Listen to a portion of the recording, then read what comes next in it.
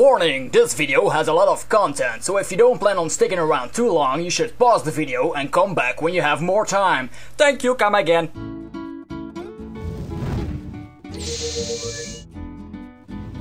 What's up YouTube, it's ZapdosTCG here, and as I said, this video has lots of content. I'll be looking at the best cards from Next Destinies, as well as some cards from the Japanese set Dragon Selection and Pokénews. But first up, I'll talk about First Ticket. Wait, what is First Ticket? Well, for those of you that remember Sableye from Stormfront will definitely know how important this card can be. It states, First Ticket can only be played to determine who goes first. If you have First Ticket in your hand when you start the game, you may choose to show it to your opponent and put it in your discard pile, and then you'll go first no matter what the outcome of the coin flip at the beginning of the game was. But if your opponent also plays First Ticket, then you have to play a game of rock, paper, scissors to determine who actually goes first. So in other words, this card can force you to go first, which is really good because in our current format, going first gives you a great advantage. Just think about cards that can strike on the first turn like Mewtwo EX, Zekrom, so that's really good, but it has downsides. The first one is that you don't always start with First Ticket in your hand. Even when you play 4 copies, there's a chance that you might fail, that you don't start with a First Ticket in your hand, and then you have 4 cards in your deck that are pretty much useless. You can't do anything with them except if you have junk arm or something.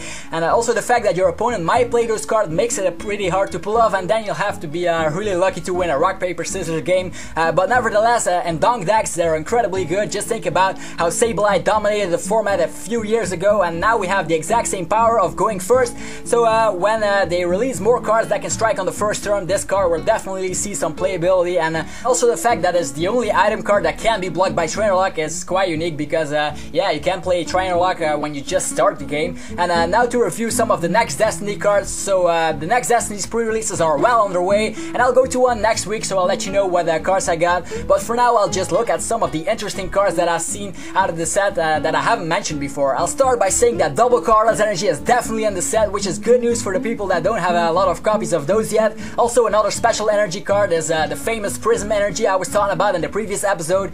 Yeah, it has the exact same effect as a Rainbow Energy, but without the downside of putting a damage counter on your Pokemon that you attach it to. But the Pokemon has to be a basic Pokemon, so it's pretty strict.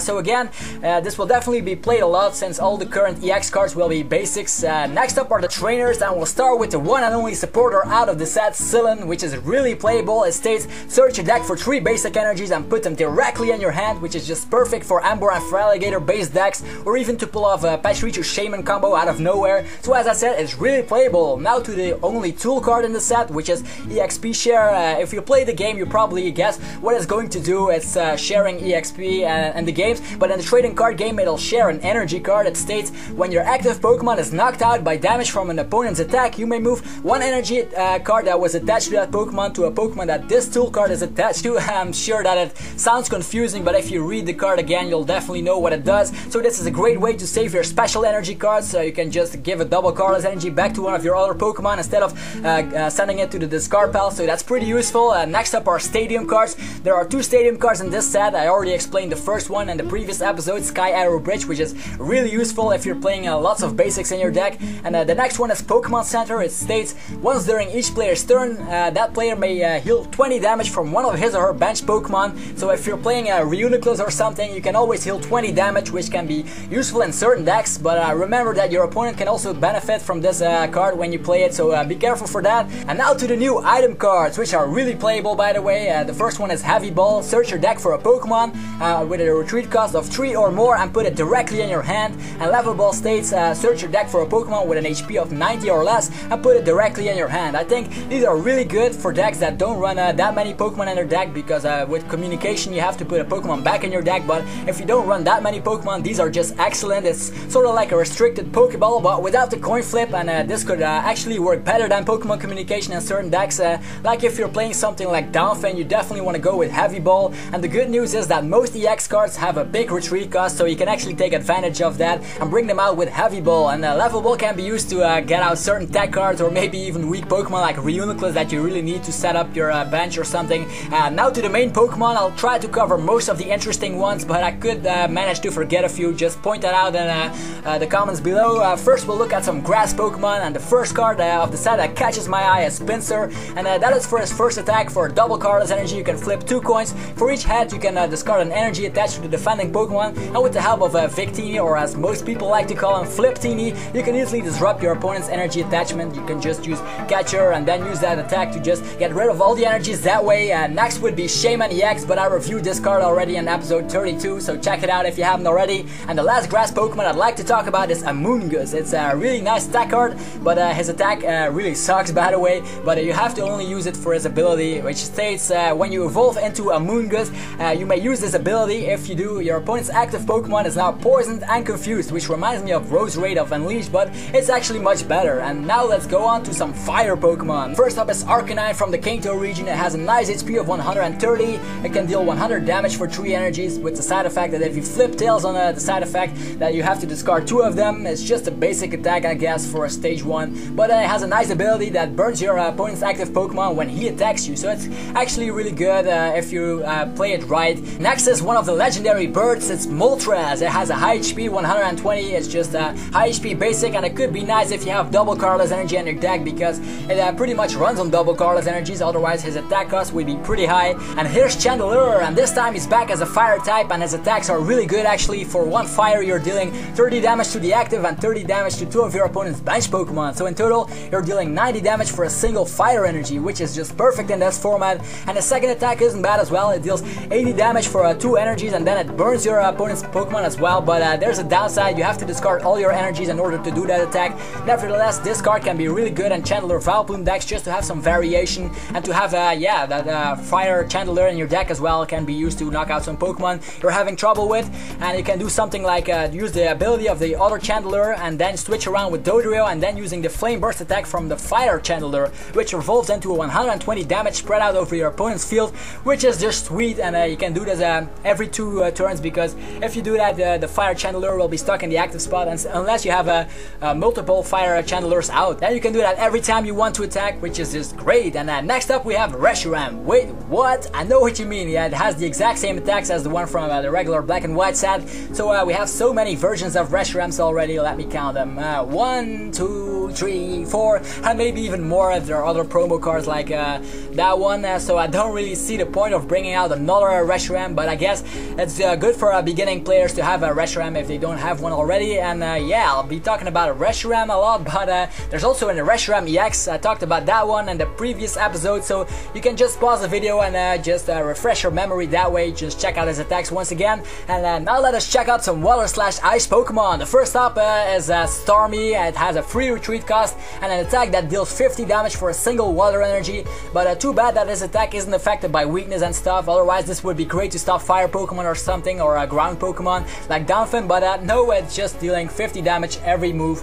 Next would be Lapras, another nice Pokemon from the Kanto region. It has a 100 HP, which is nothing to complain about, and a 2 retreat cost, which can be helped by using Switch, Dodrio, or a double cardless energy. But yeah, this card could be great to fill up your bench. It has the famous attack called Call for Family, which lets you search for your 2 basic Pokemon out of your deck and put them directly on your bench. So when you don't have Pokemon Collector, it could be handy to try this one out. And next up is another ice Pokemon. It's the second legendary bird on my list, and you probably know already who it is. It's Articuno. We'll keep the best for last. Anyway, this high HP basic also has 120 HP and high attack cost moves like it needs double cardless energy. If you don't have that, you don't even think about using those, because the attack cost is just way too much. It needs lots of energies. And next up is another ice Pokemon. It's Vanillux, and it has an ability that states switch your active Pokemon with one of your benched Pokemon, and then your opponent has to do the exact same thing, switch his active Pokemon or her active Pokemon with one of his or her benched Pokemon. But you can't choose which Pokemon your opponent chooses, which is not good actually, but nevertheless it's nice to test something like that out. And it also has an attack that deals 60 damage plus 10 more times the number of energies than your opponent's active Pokemon's retreat cost. Wow, that's a long sentence. Anyway, it can deal 100 damage if it really wants to, but still for 3 energies I wouldn't consider building him up. And yeah, you might wonder why this card in this episode is still Japanese. Well, that's because I don't have all the English scans yet when I made this episode, so that's how you know that yeah, I made this episode before Next Destinies was out yet. But still, I want to give you the information as fast as I can, so if you're going to a pre-release you can just check out. And yeah, it's this card. I don't want it, you can trade it that way. Next up is Jellicent. This Pokemon has a nice HP of 120, but that's not the only reason I mentioned this Pokemon. Pokemon is for its first attack. For a colorless energy, it states, if this Pokemon was damaged by an opponent's attack during your opponent's last turn, this attack does the exact same amount of damage to the defending Pokemon. So it's sort of like a counter that Wobbuffet always uses, which could be pretty useful to absorb damage, and then using something like Max Potion, hitting off the damage and just hitting back your opponent with the exact same damage while you're completely healed due to Max Potion. That could be pretty useful. And the last Water/Ice Pokemon is Kyurem EX. Again, I already talked about so much EX cards in the past that I won't be going over this card once again. You can just check him out, pause the video, just check if you already remember what the card does, or just check it out in a previous episode to know what my opinion on this card is. And now let's just go to the Lightning Pokemon, which is my favorite type, by the way, and we'll start with the good old Pikachu. And it isn't actually a good card, but I'd like to inform you guys that there's a new Pikachu, because I know there are lots of Pikachu collectors out there, and I just thought I'd share the information. Next up is Zapdos. Yeah, this is what I'm talking about. My favorite Pokemon is back once again in our format. I already talked about the legendary birds before, so this one is no exception. It has the same HP, 120 for a basic, which yeah, it's pretty good, but it needs double colorless energies to really work. All his attacks are high attack cost, and yeah, without double colorless energy it just won't work. I might be able to make a deck just for the fun of it and just to try out the Zapdos in our format. Just I'm so excited. Aside to that, let's go to the next one, Luxray. Remember Luxray GL level X? Well, it had a move called Flash Impact. Well, this Luxray also knows the exact same attack, but it's a bit better. It only needs 1 energy this time, dealing 60 damage, and yeah, I can just deal 60 damage for a single lightning energy, but it has a small downside. You deal 20 damage to one of your Pokemon, but I think it's pretty good, dealing 60 damage for a single energy, which kind of reminds me of Kingdraw and Dolphin Prime, which are pretty good actually, and which have seen playability, so maybe Luxray will be back in our format to kick some ass once again. Next is Zipstrika. This is actually a really terrible card, but it has potential to bring up a trainer lock, so that's why I thought I'd mention it, but it needs 2 energies for that, and it's a stage 1 as well, so it actually sucks. We'll just go to the next one. And next we have, of course, Zekrom Hollow, which is the reprint of the many Zekroms we already had with the attack Bolt Strike. You remember it, right? It has been used in lots of decks. Well, now we have a reprint again of the exact same card, but we also have a Zekrom EX, which is really good. It has the ability to, or not the ability, an attack that deals 150 damage for 4 energies. You might think it's bad, but you can use double colorless on that, so really good to power him up. And yeah, I'll definitely test this card out since Lightning is my favorite type. And now let's go on to the Poison/Psychic Pokemon. We'll start off with the one and only Gardevoir, which if you remember correctly, I talked about this one in the Mewtwo episode, and it has the ability to turn every Psychic energy attached to your Psychic Pokemon into 2 Psychic energies instead. So 2 for the price of 1. I already mentioned that in a previous episode, but yeah, it will definitely be tested out a lot with Mewtwo EX, I'm sure of it. Next is Musharna. This Pokemon has a nice ability. It states, once during your turn you may look at the top 2 cards from your deck and put one of those directly in your hand and put the other one back on top of your deck, so you can just take a sneak peek at your deck on the top of your deck and see if you have to use a card to shuffle it or something. So it's a pretty good draw engine. It can be used in trainer lock decks only, because if you're a catcher you're pretty much screwed. It has a 3 retreat cost and you'll be stuck in the active spot, and yeah, it's only good in trainer lock decks. That's all I'm gonna say for this one. Next is Darmanitan, and if you'd never played the game before, you probably think, what the hell, this looks nothing like a Darmanitan, but it is Darmanitan in a second form. If you play the game, you already know where to find him. It's in some sort of desert. Aside to that, it's really playable in the trading card game. It can stop Mewtwo EX, no sweat. Wow, how the hell is that possible? Well, to start off, it's a Psychic Pokemon, and it can deal a lot of damage. Yeah, that's why. And it's a stage 1 as well, so it's not that hard to get out, but it does have that annoying Psychic weakness, so either way you beat Mewtwo EX or you get beaten by Mewtwo EX, so it'll be really hard to keep them alive. And lucky for us, it has a first form as well. It has 80 HP, that first form, and it's a fire type, so you can actually manage to evolve them really easy. So why is this card so good? Well, it's due to a second attack, and if you combine that with Flip Teeny, it states, flip a coin for each energy attached to this Pokemon. This attack deals 50 damage times the number of heads. So with a double colorless energy, you can easily deal 100 damage, and with a bit of luck, you will be able to KO or one-hit KO Mewtwo EX. So with some some energy acceleration, you can even get more damage, so it's a really nice card and I'd like to have some of those to test them out. And next up is Behem. It's a strange name, I know, but I wanted to mention this card just because it has a first attack for a psychic energy that states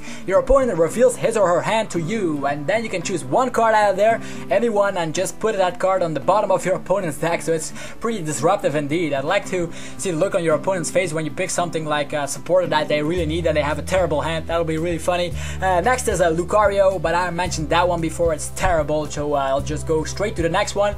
It's Hippowdon, just a regular fighting / ground type card, which isn't that special, but yeah, I guess it has some HP and it can deal a lot of damage, but his attack cost is really high and it has a retreat cost of 4 as well, so I don't think this will be played. Next is the Darkness Pokemon, and the only one I want to talk about is Weavile. Why? Well, I already talked about Shiftry before, which is pretty interesting, as Crafty is just bad, so I'm skipping that one. So Weavile has an attack, it deals 90 damage for a single energy. Wow, all exploding Magnum lines in the air, that's awesome. Yeah, that it sure is, but it has a major downside. It states, if your opponent's active Pokemon does not have a tool card attached to him, this attack deals 0 damage instead. Yeah, pretty risky indeed. So I don't think this will be played a lot. It could be played if you're up against decks that use Eviolite or something, but yeah, other than that, it's pretty risky, as I said. And now to the Metal Pokemon, or rather yet Bronzong. Yeah, that's the only one that deserves a mentioning, because it has the ability Heal Block, which prevents healing damage from your Pokemon as well as your opponent's Pokemon. So it actually blocks every healing possibility. So it blocks Blizzy Prime's Pokepower, Max Potions, Potions itself, stuff like that. So not bad. You can try getting Kyurem back into the game with this. I said that Kyurem wasn't playable after Next Destinies, but yeah, you can just try to use a Bronzong in the deck just to block healing, because I said that if you use Glaciate too much, your opponent will use Max Potion to heal their EXs, but if you use turn after turn Glaciate, you can just get rid of 3 EXs or something and just win the game that way. Just fill your deck with Kyurems and stuff, so it might be interesting testing that out. And lastly, the normal type Pokemon, we have Wigglytuff that deals 20 damage times the number of Pokemon you have in play with the attack round. This isn't actually that interesting, but next we have a Persian that can search your deck for any one card with his first attack. We have a Cinccino that can prevent damage with his ability if he receives damage from your opponent. And to finish off, we have the full arts, of course, which are epic. I like full arts, and there might also be a secret rare in this set, but that's not been confirmed yet. I know that all the scans aren't fully released yet, so this is just an episode to give you guys some information about Next Destinies as soon as possible, just before you're going to a pre-release or something. Just know what you're going to expect. And for now, I have to say that the best cards from this set, in my opinion, are the powerful EX cards: Chandelure, Luxray, Darmanitan, the second form, Musharna, Sillin, Level Ball, Heavy Ball, XP Share, Sky Arrow Bridge, and then the special energies, of course. And I think that most people will buy the boosters just from this set, just to get these awesome EX cards at your disposal. And I will try to get a booster box video on my channel ASAP. And now let us check out the Poke News. Yeah, to finish off this insanely long episode. Well, since I already reviewed Next Destinies directly into my episode instead of Poke News, the only thing on my list for Poke News is the review of Dragon Selection. As you know, Dragon Selection is a mini Japanese set that introduces Dragon type Pokemon into the game. All the cards in this mini set are hollow foil, as I already explained in the previous episodes.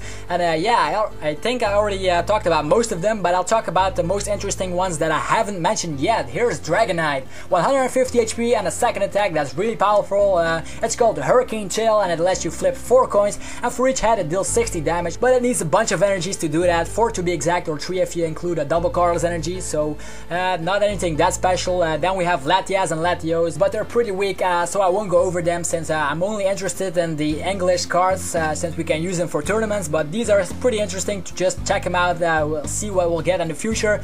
You can always check what their attacks are on Pokebeach.com. And lastly is Draudigon. It has 110 HP and it deals 20 damage with its first attack for a double colorless energy, and then you flip a coin if has the defending Pokemon is paralyzed. So maybe with Fliptini you can just manipulate your paralyzation methods and stuff like that. And the second attack lets you flip 2 coins. For each head you can deal 80 damage, but the energies he needs are just ridiculous: a fire, a water, and a colorless energy, which makes these dragons not that good, because the time it takes to build up these attackers isn't just worth it. You can just get captured and be knocked out sooner than you think. So in my opinion, all the dragon type Pokemon aren't that good. Maybe Rayquaza, the one that deals 40 damage with a single energy, but maybe if they release something like a special dragon type energy that states if you attach this to one of your dragon Pokemon, it counts as 2 rainbow energies instead, that would be cool. But then it'll definitely get some playability ability, but for now they're just fun to collect, but nothing you will come across in any tournaments. But of course we have First Ticket, which is the card I talked about at the beginning of the video, the best card of Dragon Selection in my opinion.